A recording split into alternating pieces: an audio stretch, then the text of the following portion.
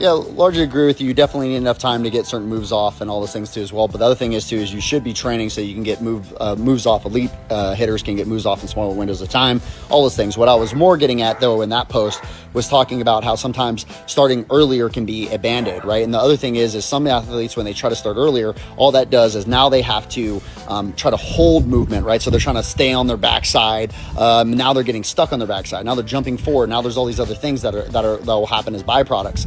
And so it's not about that starting early is bad, or maybe some hitters might need to start early. Like, yeah, that might be the cue that really helps them. Again, and also some hitters, it's actually really good for them to think to start late. And and again, especially if you don't have a really big move, maybe you have more of if you're an old school guy, maybe like Joe Mauer or some of these guys with like a really simple move. Okay, great. Well, he doesn't need to start as early as Jose Bautista. That's leg kick into his ear.